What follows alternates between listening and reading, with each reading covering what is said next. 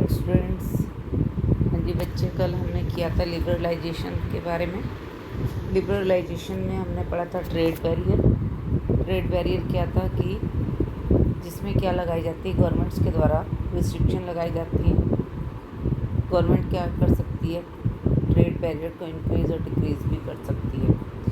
आगे पढ़ा था हमने इसके अंदर कि भी गवर्नमेंट ने क्यों जो है ट्रेड बैरियर लगाया था इंडिया में। इंडियन गवर्नमेंट ने आफ्टर इंडिपेंडेंट जो है ट्रेड बैरियर क्यों पुट किया था, इसके बारे में पढ़ा था कि जो हमारी जो कंट्री है जस्ट अभी क्या हुई थी, यहाँ पर इंडस्ट्री सेटअप हुई थी, जिस कारण से क्या हुआ कि वो compete नहीं कर पा रही थी। तो गवर्नमेंट ने क्या लगा दिया, बैरियर लगा दिया। किसके ऊपर? ट्रेड के ऊपर, जिससे कंट्री क्या कर सके, डेवलप हो सके, और फिर वो डेवलप होने के बाद क्या कर सके, compete कर सके किसके साथ? फॉरेन कंपनी के साथ। ठीक है, इतना पढ़ा था हमने।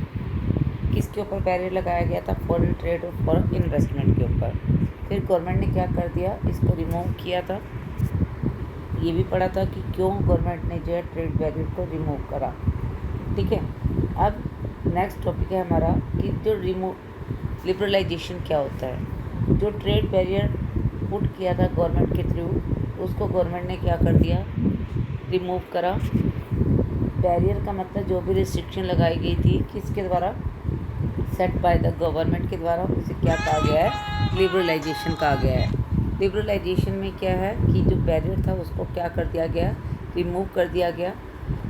Liberalisation of trade, business allowed to make decision freely about they wish to import और एक्सपोर्ट। अब गवर्नमेंट ने क्या किया, हम किसी भी चीज़ का क्या कर सकते हैं, इम्पोर्ट कर सकते हैं और एक्सपोर्ट कर सकते हैं। उसके लिए हम क्या है, फ्री हैं, डिसीजन ले सकते हैं। Government import much less restriction. अब जो इम्पोर्ट गुड्स हैं उस पर बहुत ही कम गवर्नमेंट ने क्या लगाया है, रिस्ट्रिक्शन लगाई है than before, and set to more liberal. और अब वो क्या बन गया, बहुत ज़्यादा लिबरल। लिबरल का मतलब कि गवर्नमेंट ने क्या किया, जितना भी बैरियर लगाया था उसमें जितनी भी रिस्ट्रिक्शन थी उन सबको क्या कर दिया, रिमूव कर दिया।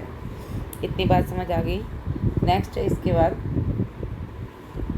जो इंडिया में जो भी पॉलिसी अडॉप्ट की गई थी ट्रेड लिबरलाइजेशन की, उसको किसने एक्सेप्ट किया है?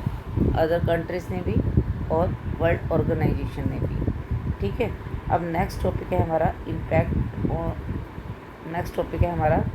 Impact of globalisation. Very important कि क्या इम्पैक्ट पड़ा है ग्लोबलाइजेशन का।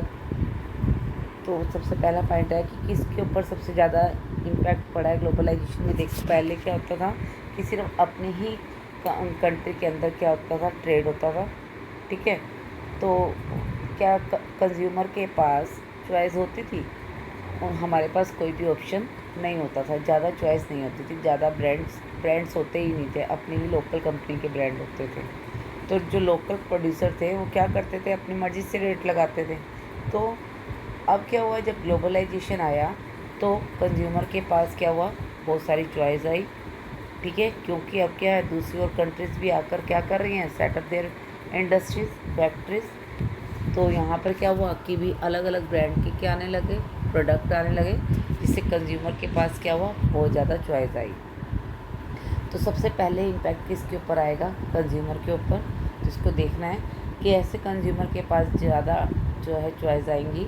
ग्लोबलाइजेशन आने से क्या हुआ है, कंपटीशन हुआ है किसके बीच में, प्रोड्यूसर और लोकल प्रोड्यूसर्स के बीच में। अमंग द प्रोड्यूसर, कौन से, फॉरेन प्रोड्यूसर और लोकल प्रोड्यूसर। अब दूसरी और कंट्री के जो जितनी भी कंपनी है वो यहाँ पर आकर सेटअप होंगी, वो भी जो प्रोडक्ट बनाएंगी मार्केट में सेल करेंगी, और जो लोकल कंपनी है वो भी क्या करेंगी, प्रोडक्ट को बनाएंगी और उसको मार्केट में सेल करेंगी। तो किसके बीच में कंपटीशन हो रहा है, फॉरेन कंपनी, फॉरेन प्रोड्यूसर के बीच में और लोकल प्रोड्यूसर के बीच में। ठीक है, और इसका एडवांटेज किसको मिल रहा है, कंज्यूमर को, क्योंकि कंज्यूमर के पास क्या होगा, ज़्यादा चॉइस हो जाएगी। ज़्यादा से ज़्यादा कौन से सेक्शन के लोगों को जो है क्या मिलेगा, बेनिफिट मिलेगा इसका, अर्बन एरियाज़ के वेल ऑफ सेक्शन का मतलब जो अमीर लोग हैं। There is a greater choice before this consumer who now enjoy improve quality and lower price for several product. अब देखो दूसरा पॉइंट क्या है, इसमें कैसे कंज्यूमर को जो है इसका बेनिफिट मिल रहा है। अब उनके पास पहले की कंपैरेटिवली क्या होगा, ज़्यादा चॉइस होगी। किसके पास, कंज्यूमर के पास। अब दूसरा पॉइंट क्या आएगा इसी में, तीसरा इसके अंदर कि जो भी प्रोड्यूसर प्रोड्यूस करेगा, अब कंपटीशन हो गया तो वो किसको इम्प्रूव करेगा, क्वालिटी को, और प्राइस भी क्या कर देगा, कम कर देगा। तो ये किसको बेनिफिट हो रहा है, कंज्यूमर को। These people today enjoy much higher standard of living than possible. अब वो पहले की कंपैरेटिवली जो है उनका जो लिविंग स्टैंडर्ड है वो क्या है, बहुत ही बेटर हो गया है। सेकेंड इम्पैक्ट क्या है, आगे किसको इम्पैक्ट पड़ेंगे, ग्लोबलाइजेशन का, प्रोड्यूसर एंड वर्कर्स का। किसके ऊपर, the impact of globalisation has not, एक जैसा नहीं पड़ा कि प्रोड्यूसर के ऊपर और वर्कर्स, इन पर क्या इम्पैक्ट पड़ा है इसके बारे में।